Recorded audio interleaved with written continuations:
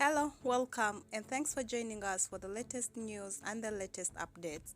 Wherever you are and where you're tuning in from, we are very grateful. But kindly don't forget to subscribe and turn the notification button for more of these updates. Hundreds detained without trial in Uganda in new wave of repression. Roundup of opposition activities took place in May around date of swearing in ceremony for President Yoweri Museveni. Once again, thanks for joining us, but let's take more look into some of these details. New wave of repression in Uganda has led to the abductions of dozens more opposition activists by security forces and at least one alleged death. Several hundred people are thought to have been detained without trial in the East African country in a secret prisons where they are subjected to brutal regime of mistreatment.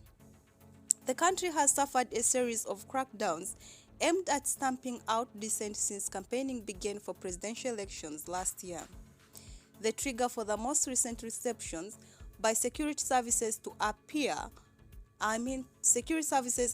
to have been swearing-in ceremony of Uganda's veterinary president, the 70-year-old Yoweri Museveni, in May. Museveni won a sixth term in office in January in an election denounced as fraudulently by the opposition. Police and other unidentified security agencies moved to arrest and detain hundreds in the week before and after the inauguration. Kyagulanyi Ssentamu, the singer-turned-politician known by his stage name Bobi Wine, who is Uganda's main opposition leader, told The Guardian, a member of the inner security team was tortured to death by security operatives in the capital, Kampala. The body of Daniel Apedel was found dumped at Mulago mortuary in Kampala bearing marks of torture on the 22nd May, Wine said. A police spokesperson said the 21-year-old had been beaten to death by a mob and that charges that he had been murdered after his arrest were baseless.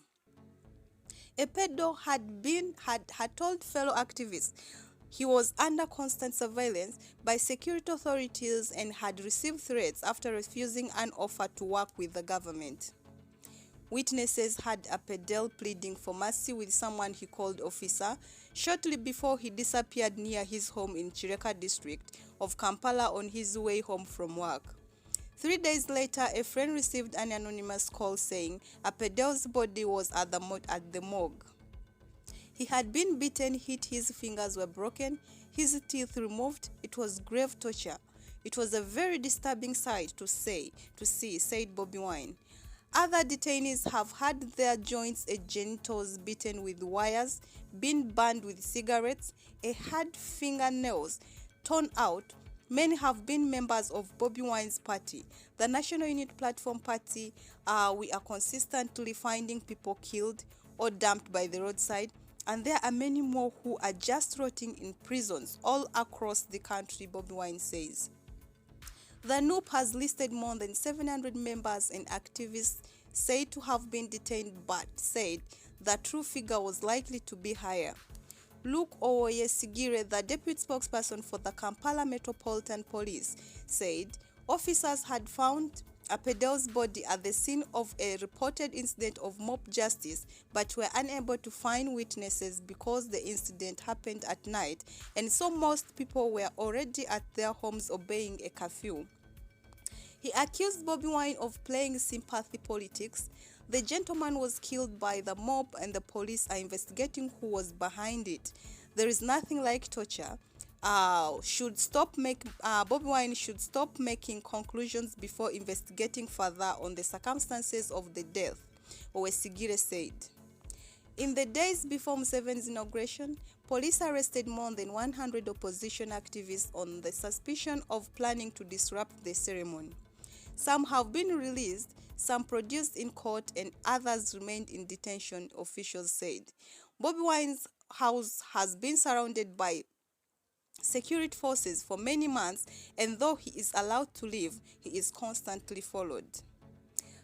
In Museveni's profile, among these detained after the inauguration was Kalanzi Sharif, NUP party worker who was taken from his home at 3 a.m. on 18th of May by uniformed and non-uniformed security operatives after family members were forced to reveal his hiding place. Sharif's whereabouts are unknown, though he is believed to be in police custody. 4 days later, a group of about a dozen men and women were rounded up in Mbale, in eastern Uganda, apparently suspected of being opposition activists. Owesigire said police operations are ongoing with further arrests expected, adding that detainees were offered a chance to work with security services. As soon as we have information about people who want to sabotage any activity, we swing into action and make arrests. Those who are not directly involved in the activity, we let them go, he said. Last week, Uganda's General Military Court-Martial sitting in Kampala granted bail to 17 of Bobi Wine supporters who were arrested in the central district of Kalangala in January. Many others have been kept in jail as lengthy court proceedings continue. Large numbers appear not to have been charged at all. Many relatives complain they have no information about the fate of those taken. They say suspects have been denied access to medical treatment and lawyers, as well as contact with their family members. The unmarked vans used by security forces, known as drones, are sometimes visible on footage from traffic or other surveillance cameras close to the site of abductions. The Ugandan military has denied responsibility for any abuses, and Museveni, in a national address in February, dismissed allegations that his forces had illegally detained civilians, saying the Ugandan army is a disciplined force and that its party does not kill its opponents. However, the president admitted that security services were holding more than 200 detainees who he said had revealed a criminal scheme run by the opposition and instigated by local parasites and foreign backers. Too bad for the traitors, Museveni said. These poor detained youth gave us the whole scheme and they are now our friends.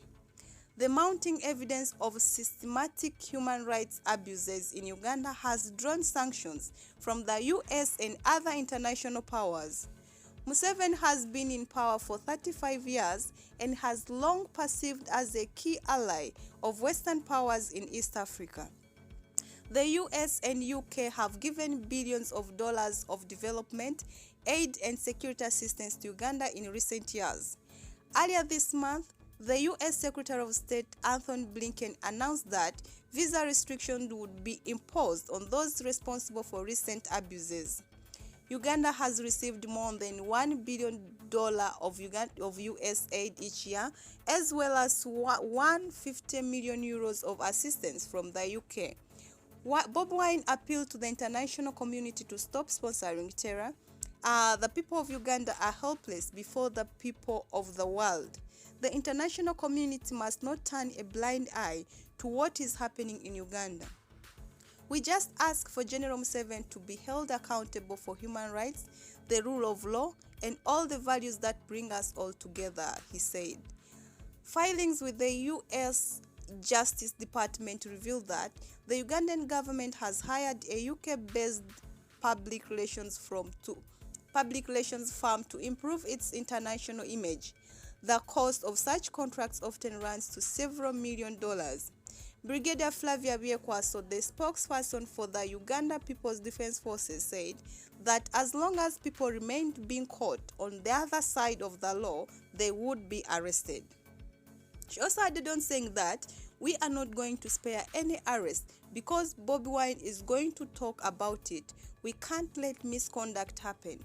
We shall still continue to arrest those who are not doing what they are supposed to do. Well, that is it for now. We'll keep on updating you with more of this, but kindly don't forget to subscribe and turn the notification button for more of these updates.